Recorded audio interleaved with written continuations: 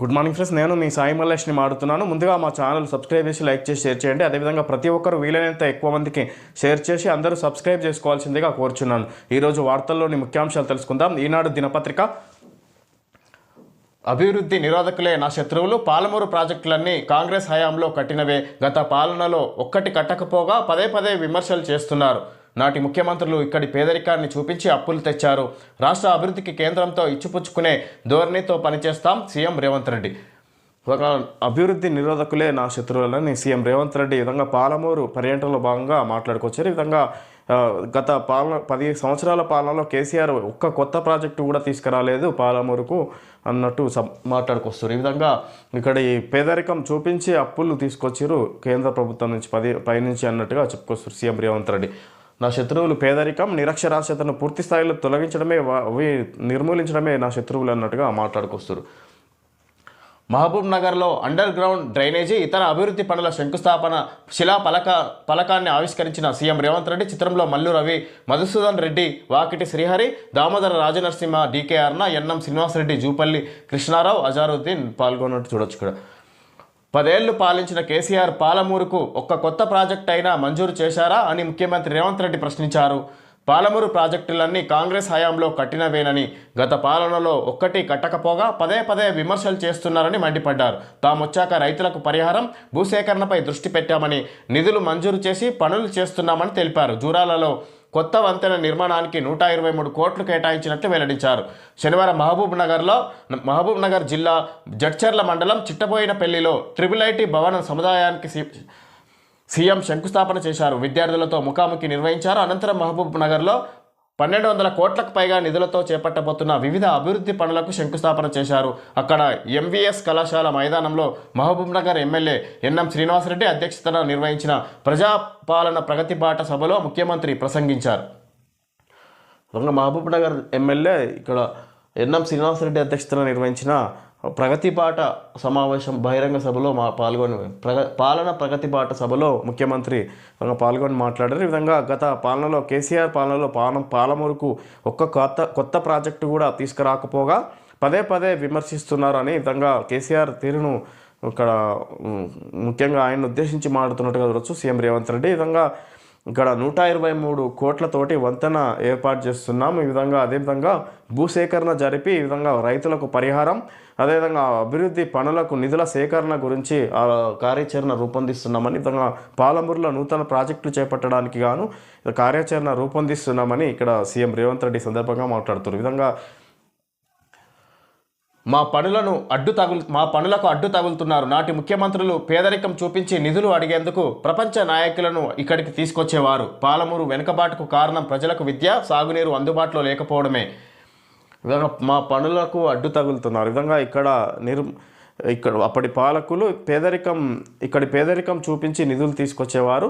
అదేవిధంగా ఇక్కడ పాలమూరు తనానికి ముఖ్య కారణం సరైన విద్య లేకపోవడం, అదేవిధంగా సాగునీరు అందుబాటులో లేకపోవడం వల్లనే పాలమూరు వెనుకబడింది అన్నట్టుగా చెప్పుకొస్తారు.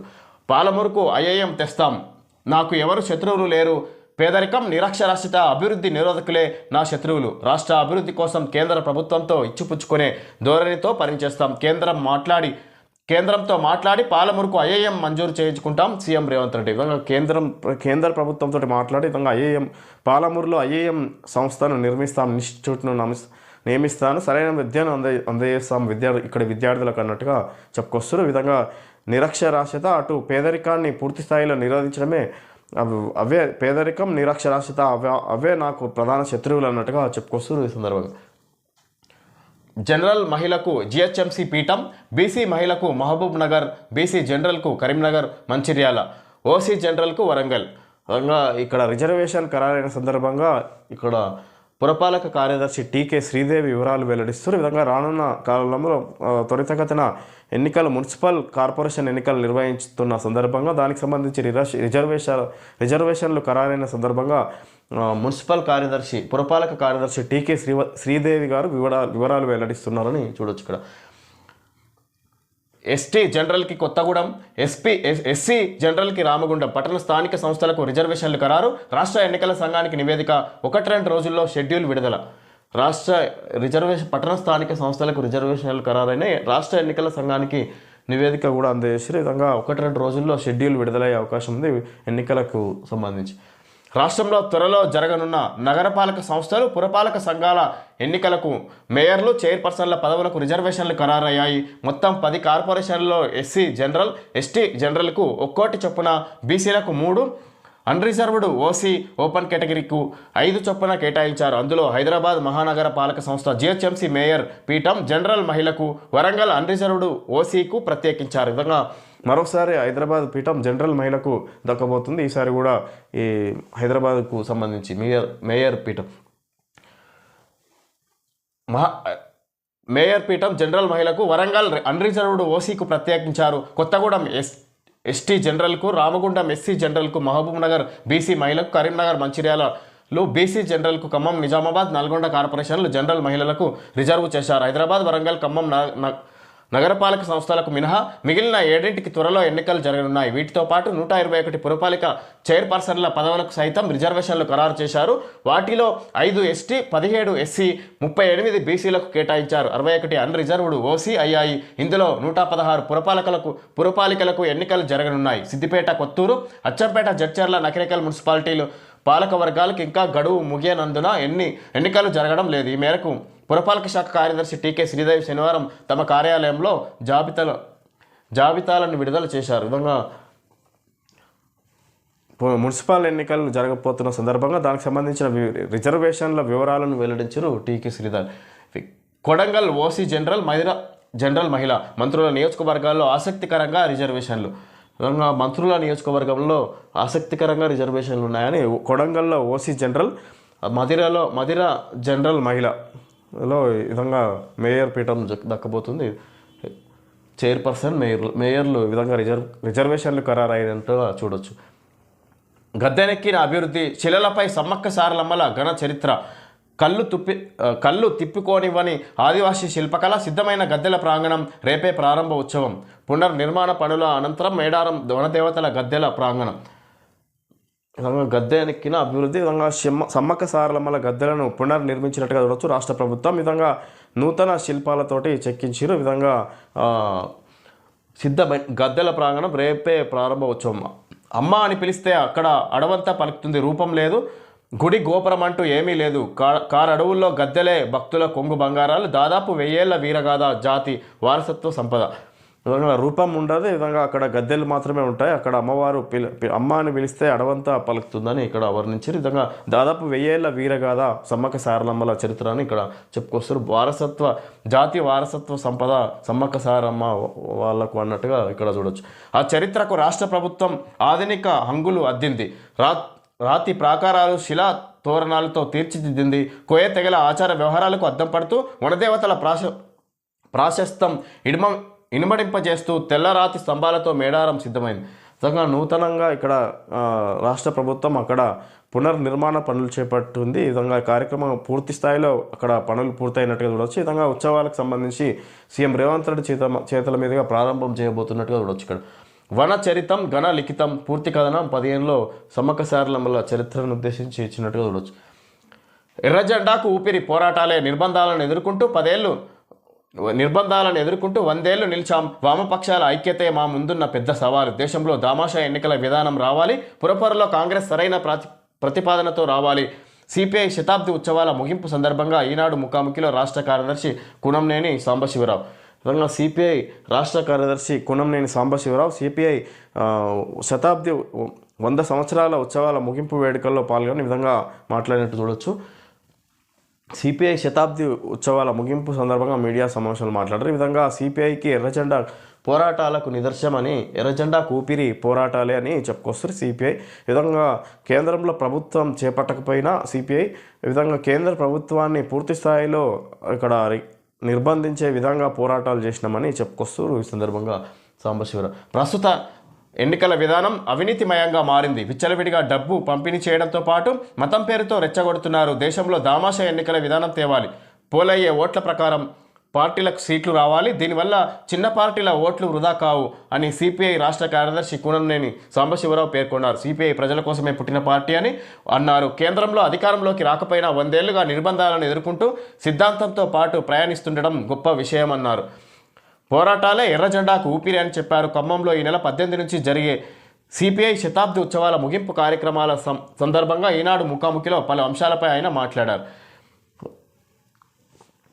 సిపిఐ గొప్పతనాన్ని మాట్లాడారు. 100 ఏళ్ల చరిత్రలో విధంగా కేంద్రంలో అధికారంలోకి రాకపోయినా కేంద్ర ప్రభుత్వాన్ని నిర్బంధించే కార్యక్రమాలు చేపట్టిన పూర్తి స్థాయిలో అన్నట్టుగా చెప్పుకొస్తారు. ఈ విధంగా ఎర్ర జెండాకు పోరాటాలే ఊపిరి అని విధంగా మాట్లాడుతారు. సిపిఐకి పోరాటాలే ఊపిరి, ఎర్ర జెండాకు ఊపిరి పోరాటాలు అనే విధంగా సిపిఐ ఏర్పాటు చేసిన పోరాటాలను ఉద్దేశించి ఈ విధంగా మీడియా సమావేశంలో మాట్లాడారు కూనంనేని సాంబశివరావు.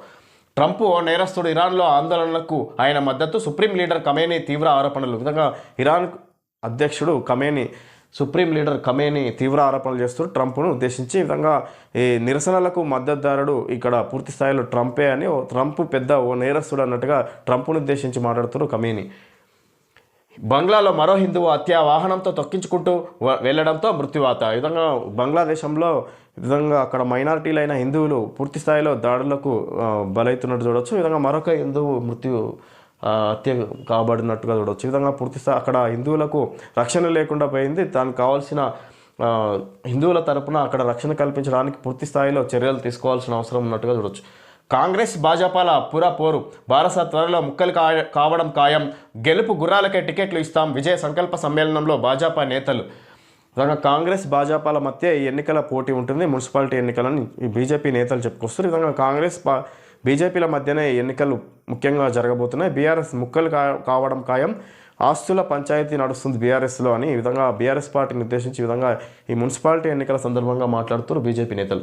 రాష్ట్రంలో త్వరలో జరిగే మున్సిపల్ ఎన్నికల్లో కాంగ్రెస్ భాజపాల మధ్య పోటీ ఉంటుందని కేంద్ర మంత్రులు, పార్టీ నేతలు పేర్కొన్నారు. హామీలను నెరవేర్చని కాంగ్రెస్ను ప్రజలు తిరస్కరిస్తారని, భాజపాను ఆదరించేందుకు సిద్ధంగా ఉన్నారని వారు ధీమా వ్యక్తం చేశారు. బారాసలో ఆస్తుల తగాదా నడుస్తుందని, ఆ పార్టీ త్వరలో ముక్కలు కావడం ఖాయమన్నారు. పుర ఎన్నికల్లో ఎక్కువ సంఖ్యలో కార్పొరేషన్లు, మున్సిపాలిటీలను కైవసం చేసుకునేందుకు కార్యకర్తలందరూ కృషి చేయాలని పిలుపునిచ్చారు. గెలుపు గుర్రాలకు మాత్రమే టికెట్లు ఇవ్వాలని సూచించారు. శనివారం సికింద్రాబాద్లోని క్లాసికల్ గార్డెన్లో భాజపా విజయ సంకల్ప సమ్మేళనం నిర్వహించింది. దీనికి కేంద్ర మంత్రులు కిషన్ రెడ్డి, బండి సంజయ్లతో పాటు పార్టీ రాష్ట్ర అధ్యక్షుడు రామచంద్రరావు, భాజపా ఎంపీలు, ఎమ్మెల్యేలు, ఎమ్మెల్సీలు, పదాధికారులు హాజరయ్యారు. జిల్లాల అధ్యక్షులు, ముఖ్య నాయకులు పాల్గొన్న ఈ సమావేశంలో విజయ సంకల్ప సమ్మేళనంలో అభివాదం చేస్తున్న కొమరయ్య, ఏవిఎన్ రెడ్డి, ఏలేటి మహేశ్వర్ రెడ్డి, కిషన్ రెడ్డి, రామచంద్రరావు, బండి సంజయ్, రఘునందన్ రావు, ఈటల రాజేందర్, రంజిరెడ్డి. బీజేపీ ముఖ్య నేతలు విధంగా ఈ ఎన్నికలు సమీపిస్తున్న వేళ ఎన్నికలను ఉద్దేశించి మాట్లాడుతున్నారు. మున్సిపాలిటీ ఎన్నికలు విధంగా రాబోయే ఎన్నికల్లో కాంగ్రెస్ బీజేపీ మధ్యనే పోటీ ఉండబోతుంది. ఈ విధంగా బీఆర్ఎస్ మధ్య ఆస్తుల తగాదా నడుస్తుంది, బీఆర్ఎస్ ముక్కలు కావడం ఖాయం. ఈ విధంగా ఇక్కడ గెలుపు గుర్రాలకే టికెట్లు ఇస్తాం, ఎవరైతే గెలవబోతారో గెలవడానికి అర్హులో వాళ్ళకే టికెట్ ఇస్తామన్నట్టుగా బీజేపీలో ఈ ఎన్నికలను ఉద్దేశించి మాట్లాడుతున్నారు బీజేపీ నేతలు. హౌడా గువాహటి మధ్య తొలి వందే భారత్ స్లీపర్ రైలును ప్రారంభించి అందులో ప్రయాణిస్తున్న విద్యార్థులతో ముచ్చటిస్తున్న ప్రధాని మోడీ. విదేశాల్లోలా మనకు అధునాతన రైళ్లు, వందే భారత్ స్లీపర్ రైళ్ల ప్రారంభోత్సవంలో మోడీ పాల్గొని ఈ విధంగా విదేశాల్లో ఎలాగైతే అధునాతన రైళ్లు ఉన్నాయో అదేవిధంగా ఇదొక అధునాతన రైలు అని ఈ ప్రారంభోత్సవం సందర్భంగా అందులో ప్రయాణిస్తున్నప్పుడు మాట్లాడారు విద్యార్థులతో కలిసి. నగరానికి ఊళ్ళు సాక్ష్యం ఈ కార్లు. సంక్రాంతి సంబరాలు పూర్తయ్యాయి. ఏపీ, తెలంగాణలోని వివిధ ప్రాంతాల నుంచి పలు కుటుంబాలు తిరుగు ప్రయాణమయ్యాయి. దీంతో విజయవాడ, హైదరాబాద్ జాతీయ రహదారిపై నల్గొండ జిల్లా చిట్యాల వద్ద రద్దీ ఎక్కువైంది. వేల సంఖ్యలో కార్లు, ఇతర వాహనాలు బారులు తీరాయి. రద్దీని నియంత్రించే క్రమంలో పోలీసులు వాహనాలను చిట్యాల నుంచి ఇలా కుడివైపు సింగిల్ రోడ్డులో భువనగిరి మీదుగా హైదరాబాద్ వైపునకు మళ్లించారు. News today Chityal. విధంగా నగరానికి ఊర్లు సాక్ష్యం ఈ కార్లు. ఈ విధంగా నగరం నుంచి ఊర్లో ఏదైతే సంక్రాంతి పండుగ సందర్భంగా హైదరాబాద్ నుంచి తమ సొంత గ్రామాలకు వెళ్ళి సంక్రాంతి పండుగ పూర్తి చేసుకొని విధంగా తిరిగి మళ్ళీ ఊర్లో నుంచి అందరూ కార్లలో ఈ విధంగా పెద్ద ఎత్తున ఆ నగరానికి చేరుకుంటున్న సందర్భంగా ఈ విధంగా ట్రాఫిక్ మళ్లించడంలో భాగంగా ఇక్కడ ఎక్కువైన సందర్భంగా భువనగిరి మీదుగా మళ్లించారు. ఈ విధంగా విజయవాడ హైదరాబాద్ టు హైవే మీద ఈ విధంగా కార్లు పెద్ద ఎత్తున సంక్రాంతి పండుగ పూర్తయిన సందర్భంగా ఇక్కడ తిరిగి పెద్ద ఎత్తున వస్తున్నారని చూడొచ్చు. ఈ విధంగా ఇక్కడ సంక్రాంతి పండుగ పూర్తయిన సందర్భంగా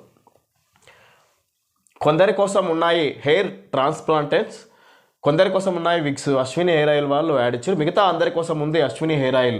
ఈ విధంగా జుట్టు రాలడాన్ని మరియు చండ్రును నియంత్రిస్తుంది. అశ్విని హెయిర్ ఆయిల్ వాళ్ళు ఈ విధంగా జుట్టు రాలకుండా ఉంటుందని వాళ్ళ ఆయిల్ గురించి యాడ్ ఇచ్చారు. ఇది సంగతి.